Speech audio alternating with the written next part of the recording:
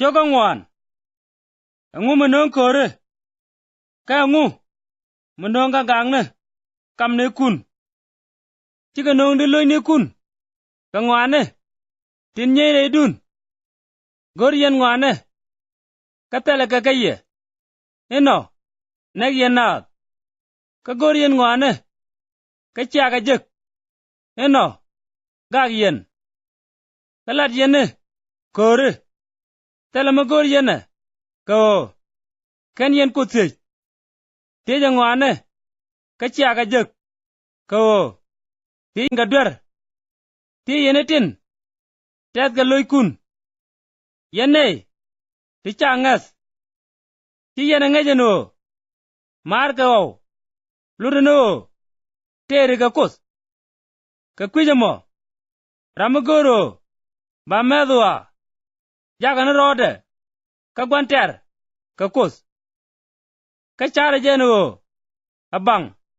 emin chagor dai roi ne kot ejen ye en ti koda jaga cheng rei dan gore je ebi kona nege kara ka kot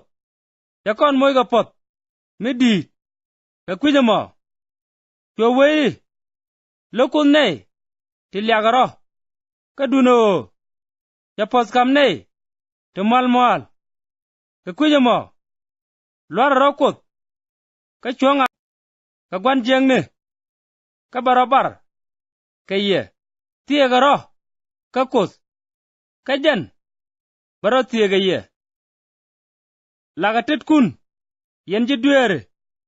ka jaga loy kun ka go yen ne ti char ga rew a loy kun jas ka para ka rode a tog dun la parun ka ta loy dun la bad loy dun jagaro ka malmal nyam kwar ka be ya kam nyal damare twaro lat jor kam ne kun rammi wome jeglat ka kwira raden jarwa ja jek ka ngut ka ceje luk ka duno mi ci nguluk ceji len nguda e ji lukde te garam kel mala gwan ngone ka gwan lok e jenenen te ga lwang ka kanat ke dengnat ka jinga mandere gwan siga du lugo biateme yenne tin larga je en walle ke run bana wachenga me ke chienga mi ka bana tesin karwon kel bana ngwana wakak ka bana yewjek ka ngode ku yen min betuok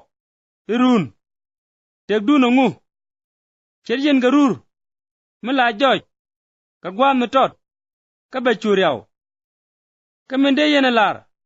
de yen we emin no kware dong bana tik bana na me ke na mi